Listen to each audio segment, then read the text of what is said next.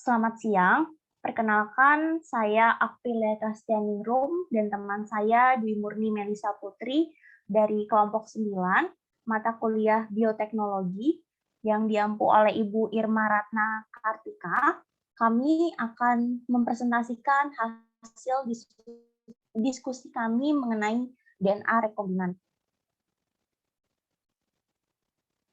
Untuk topik bahasannya, yang pertama itu ada pengertian, yang kedua sejarah dan prinsip, yang ketiga tahapan, yang keempat aplikasi, dan yang terakhir kelebihan dan juga kekurangan.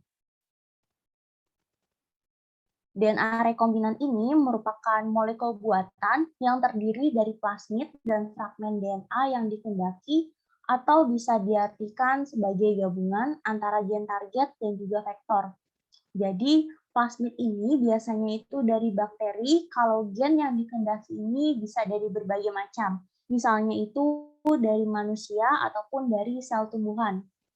Berdasarkan gambar di samping ini, di sini yang berwarna abu-abu ini merupakan plasmid atau vektor, sedangkan yang berwarna ungu ini merupakan fragmen DNA yang dikehendaki. Jadi, DNA rekombinan ini merupakan buatan, tapi isinya ini ada 2 DNA, yaitu dari fragmen dari plasmid dan juga DNA yang dikehendaki. Sedangkan untuk teknologi DNA rekombinan ini merupakan kumpulan teknik atau metode yang menggabungkan atau mengkombinasikan gen-gen yang berasal dari sumber-sumber yang berbeda. Kemudian, untuk sejarah DNA rekombinan ini, teknologi DNA rekombinan pertama kali di tahun 1970-an. Tapi untuk prinsip-prinsip dasar dalam rekombinasi ini sudah ditemukan sebelum tahun 1970-an oleh Frederick Griffith pada tahun 1928 saat meneliti tentang penyakit pneumonia di London.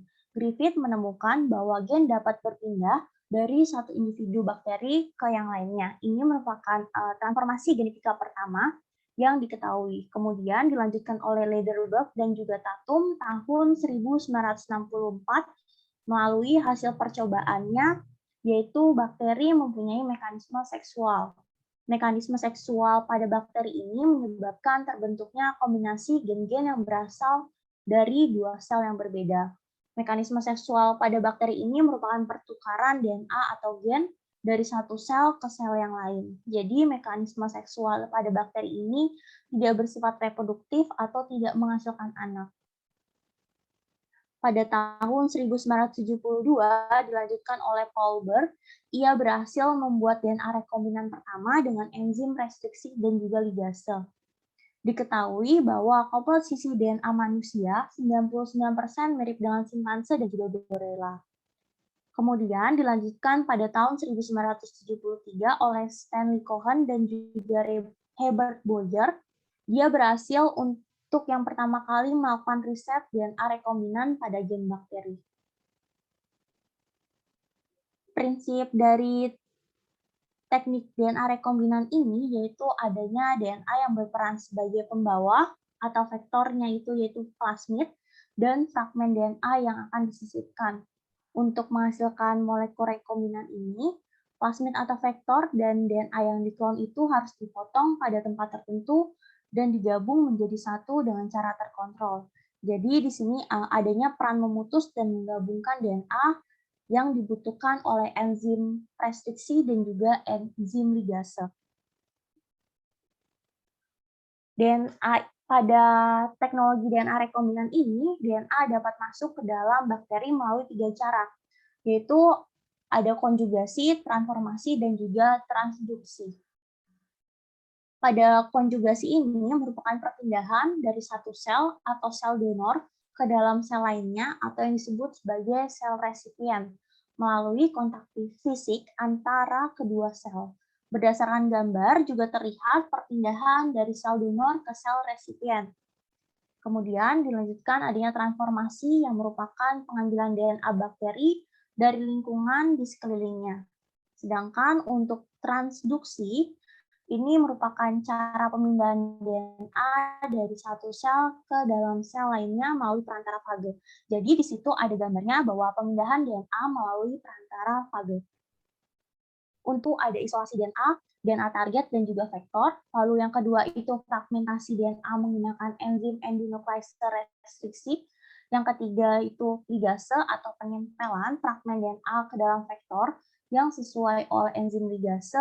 Yang keempat, transfer DNA rekombinan atau vektor yang telah disisipi DNA target ke dalam sel inang melalui proses transformasi. Yang kelima, seleksi sel yang telah mengandung molekul rDNA. Lalu yang terakhir ada produksi protein yang disajikan oleh gen target. Yang pertama itu adalah isolasi DNA. Isolasi DNA ini dilakukan untuk mendapatkan DNA genom dan DNA vektor. Vektor ini merupakan molekul DNA yang digunakan untuk membawa gen target ke dalam sel inang untuk diperbanyak. Contohnya itu ada plasmid, cosmid, dan juga fage.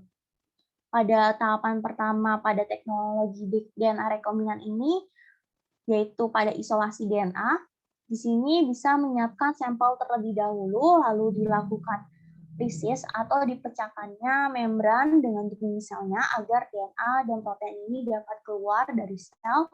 Lalu langkah selanjutnya adalah menghilangkan protein penyerta dari DNA seperti protein histon ataupun protein yang berasal dari membran dan dinding sel organisme tersebut. Setelah dipisahkan, bisa dipekatkan atau dipresipitasi agar dapat mudah diambil. Selanjutnya, DNA bisa direhidrasi, maka nanti akan didapatkannya endapan. Jadi, cara untuk mendapatkan DNA ini bisa dari kultur bakteri, lalu kemudian sel darah, ataupun sel tumbuhan, sel hewan. Untuk tekniknya ini berbeda, tetapi prinsipnya itu sama, di mana prinsip-prinsip dalam melakukan isolasi DNA ini ada dua, yaitu di bagian atasnya, bagian gambar bagian atas merupakan presipitasi dan bagian bawah merupakan prinsip dari sentrifugasi, di mana prinsip dari sentrifugasi ini adalah memisahkan substansi berdasarkan berat jenis molekul dengan cara memberikan gaya sentrifugal dengan mesin sentrifugasi.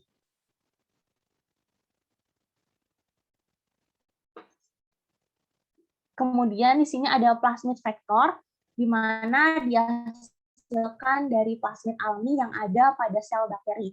Salah satu contohnya itu ada plasmid yang telah lama digunakan sebagai vektor atau untuk mengklonkan gen. Contohnya itu adalah plasmid PBR322, di mana plasmid ini ada area yang berbeda. Di sini ada AMPR, ini merupakan urutan nukleotida yang bertindak sebagai gen restriksi terhadap antibiotik ampicillin. Yang berwarna biru ini merupakan TR. Ini merupakan gen yang menyandikan sifat ketahanan atau antibiotik tetrasilin, dan situs enzim restriksi ini yaitu ada EcoR1, aluhin 3, BAMHI, SAL 1, dan juga PST1. Ini merupakan titik-titik pemotongan enzim restriksi yang sesuai. Sedangkan untuk area yang ketiga ini merupakan area origin of replication, di mana ini merupakan urutan nukleotida yang bertanggung jawab terhadap proses replikasi, jadi dia bisa memperbanyak diri sendiri tanpa bergantung pada DNA genom. Jadi setelah kita mendapatkan DNA genom dari hasil ekstraksi tadi, kita sudah mempunyai vektor cloning yaitu plasmid. Keduanya ini harus dipotong karena gen yang kita inginkan ini berada di dalam genom, sehingga kita harus memutus atau memotong dan kemudian kita sisipkan ke dalam plasmid. Plasmid ini berbentuk bulat, agar DNA target ini bisa kita sisipkan, maka plasmid juga harus dipotong terlebih dahulu untuk menghasilkan DNA linear. Kemudian, pemotongan DNA dilakukan dengan bantuan enzim restriksi endonuklease.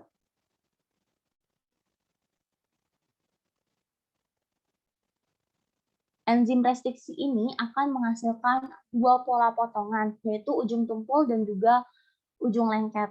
Di sini ada gambar untuk ujung tumpul dan ujung lengket. Untuk ujung tumpulnya ini yang bagian atas, di mana ini memutuskan antara sitosin dan juga guanin. Bagian bawahnya juga guanin dan juga sitosin. Sedangkan Untuk yang ujung lengket, ini ada enzim EcoR1, di mana dia akan memutus di antara guanin dan adenin bagian atasnya, dan bagian bawahnya juga memutus antara adenin serta juga guanin. Nah, kemudian enzim restriksi ini juga berperan sebagai gunting molekuler. Dia akan memutus pada titik-titik tertentu. Nah, digunakannya ini menggunakan enzim nuklease, di mana pemotongan di area tengah. Jadi, tidak bisa memotong di sembarang tempat. Enzim ini memotong berupa 4 sampai 8 pasangan basa yang bersifat palindrom, yaitu urutan basa yang identik ketika dibacanya itu dari arah 5 ke 3 dan juga 3 ke 5 itu sama. Dan di sini ada gambar urutan basa palindromnya, di mana jika kita baca di bagian atasnya dari ujung kiri ke kanan itu adalah GAATTC, dan bagian bawahnya dari kanan ke kiri ini juga sama GAATTC. Enzim restriksi ini juga berfungsi untuk memutuskan ikatan fosfodiester melalui reaksi hidrolisis. Jadi yang kita tahu namanya DNA itu dia dihubungkan antara satu nukleotida dengan nukleotida lainnya dengan ikatan fosfodiester. Nah, ini yang nantinya akan dipotong. Kemudian di sini ada aktivitas enzim restriksi, di mana yang berwarna biru muda ini enzim restriksi nanti dia akan jalan, nanti pas ketemu urutan basa palindromnya di mana GAATTC dan juga bagian bawahnya juga GAATTC, dia akan berhenti lalu dilanjutkan pemotongan. Jadi dia akan memotong urutan basa palindromnya.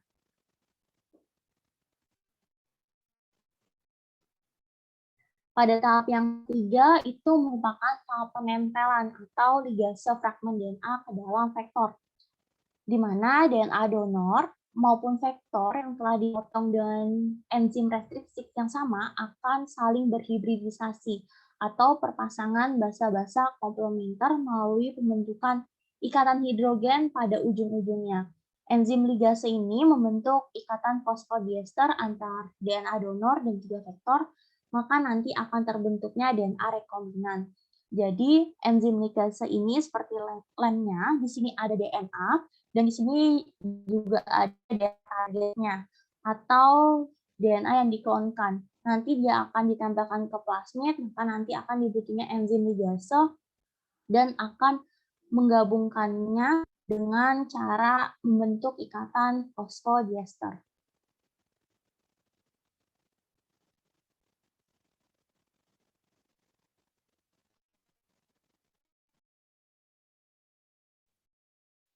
Selanjutnya ada proses transfer molekul DNA rekombinan ke sel inang. Proses transfer menggunakan metode transformasi.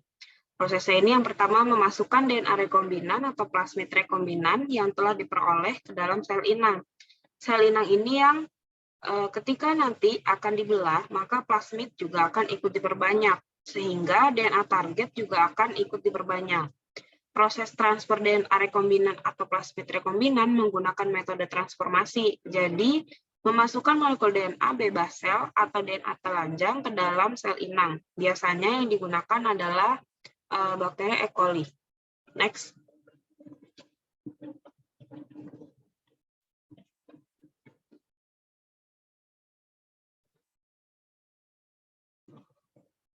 Setelah proses transformasi, tahapan selanjutnya adalah proses seleksi.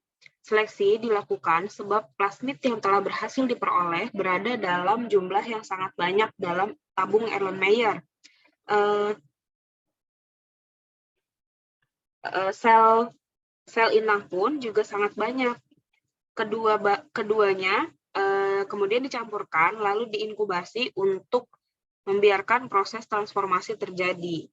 Pada proses transformasi ini bisa terjadi 3 kemungkinan. Yang pertama, bakteri membawa plasmid rekombinan. Yang kedua, bakteri membawa plasmid, tapi plasmidnya tidak membawa gen target atau plasmid non-rekombinan. Nah, hal ini bisa terjadi karena pada tahapan pembuatan plasmid rekombinan, mungkin juga ada plasmid yang tidak berhasil disisipi oleh gen target. Kemungkinan yang ketiga itu bakteri tidak membawa plasmid sama sekali. Dan tentu saja yang kita pilih adalah bakteri yang membawa plasmid rekombinan. Oleh karena itu, perlu dilakukan seleksi agar mendapat bakteri yang membawa plasmid rekombinan. Next.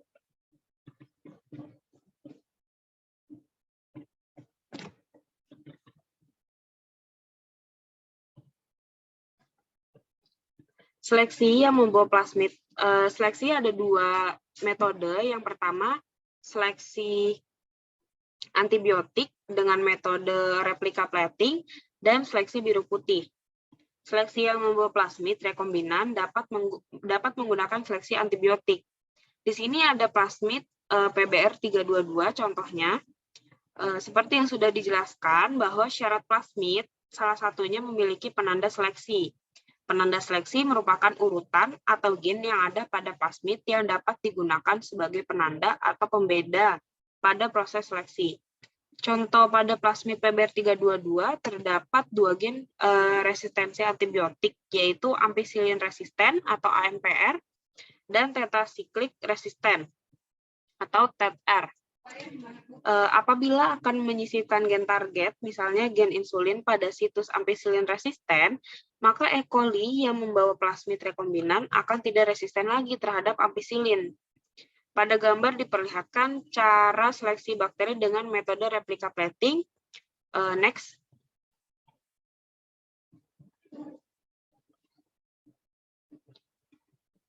Bakteri yang telah ditransformasi kemudian ditanam di medium agar tanpa antibiotik.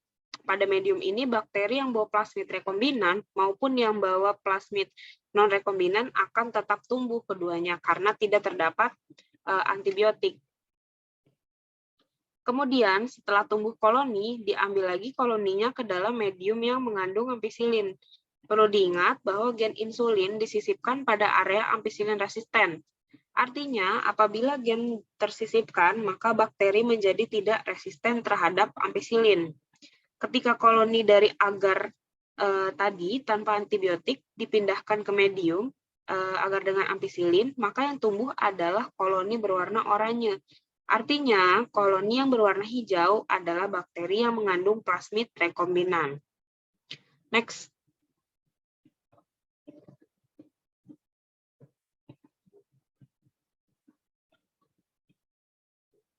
Seleksi kedua dapat menggunakan seleksi biru putih. Seleksi biru putih menggunakan plasmid PAK19 contohnya. Perhatikan pada gambar plasmid terdapat penanda seleksi ampicillin resisten atau AMPR dan operon yang terdiri dari LAC-Z, LAC-Y, dan LAC-L yang merupakan penanda seleksi pada metode ini. Misalkan kita akan menyisipkan gen insulin pada area LAC-Z. Nah, jika LAC-Z tersisipi insulin, maka LAC-Z tidak dapat terekspresi. Akibatnya, tidak dihasilkan enzim beta-galaksitodase dan laktosa tidak dapat diregradasi. Cara pengujiannya dengan menumbuhkan bakteri hasil transformasi pada medium yang telah mengandung laktosa artifisial. Di sini digunakan X-gal dan IPTG yang bertugas memicu ekspresi dari gen LAC-Z. Next.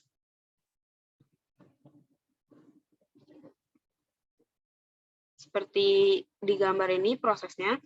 Perlu diingat bahwa jika plasmid disisipi gen insulin pada area LAC-Z, maka gen LAC-Z tidak akan dapat terekspresi. Akibatnya, bakteri yang membawa gen rekombinan tidak akan dapat mendegradasi laktosa.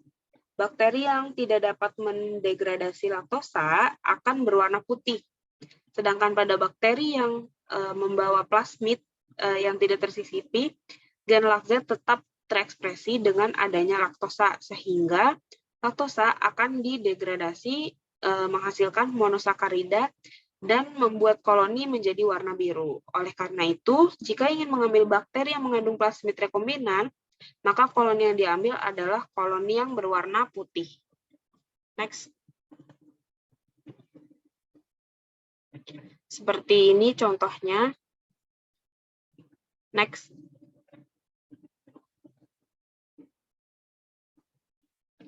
Selanjutnya ada aplikasi DNA rekombinan terhadap kehidupan sehari-hari. Yang pertama pada bidang kesehatan, DNA rekombinan sudah menghasilkan insulin. Insulin manusia telah diproduksi secara massal menggunakan bakteri E. coli. Yang kedua, vaksin hepatitis B diproduksi menggunakan S. cerevisiae. Selanjutnya, hormon tumbuh manusia atau GH diproduksi menggunakan E. coli dan digunakan untuk mengobati kelainan pertumbuhan, misalnya cebol. Pada bidang kelautan, DNA rekombinan ini dapat digunakan sebagai pembuatan hormon pertumbuhan untuk meningkatkan ukuran ikan. Pada bidang ilmu pengetahuan, DNA rekombinan ini dapat membantu upaya memahami terjadinya kelainan pada manusia atau penyakit genetik yang dapat dideteksi bahkan saat bayi masih di dalam kandungan. Pada bidang pertanian, bakteri Eis-Minus atau bakteri yang telah direkayasa sehingga tidak membeku pada suhu rendah. Nah, bakteri Eis-Minus ini disemprotkan pada tanaman agar tanaman tidak membeku di musim dingin. Ada juga mikroba pendegradasi limbah dan tanaman tahan lama, misalnya kapas BT dan tomat BT. Next. Selanjutnya ada kelebihan DNA rekombinan. Yang pertama, tanaman hasil rekayasa genetika akan lebih toleran terhadap serangan penyakit dan hama. Yang kedua, tanaman GMO atau hasil DNA rekombinan ini disebut GMO, genetically modified organism. Nah, tanaman yang GMO ini dapat mengurangi polusi logam berat. Selanjutnya, dengan perkembangan rekayasa genetika mamalia, GMO, misalnya kelinci dan tikus, ini bisa digunakan dalam uji coba bidang kesehatan. Selanjutnya, kelebihannya yang utamanya dapat menciptakan varietas spesies baru. Next. Namun, di balik kelebihan tadi, ternyata kekurangan dari DNA rekombinan ini adalah yang pertama akan terganggunya ekosistem karena akan ada dominasi dari GMO atau genetically modified organism tadi. Yang kedua, munculnya berbagai gangguan kesehatan seperti alergi dan penyakit baru yang belum diketahui. Yang ketiga, materi genetik baru mungkin tidak berhasil dipindahkan ke sel target, mungkin dipindahkan ke sebuah tempat yang salah pada rantai DNA. Nah, gen baru mungkin secara tidak sengaja mengaktifkan gen di dekatnya yang biasanya tidak aktif, mengubah atau menekan fungsi gen yang berbeda. Kekurangannya yang lain yang itu kontroversi keagamaan. Misalnya, pangan yang harusnya halal disisipi gen non-halal. Dan pada etika juga, misalnya pangan vegetarian disisipi gen hewani. Next. Sekian presentasi dari kami. Kurang lebihnya mohon maaf. Wassalamualaikum warahmatullahi wabarakatuh.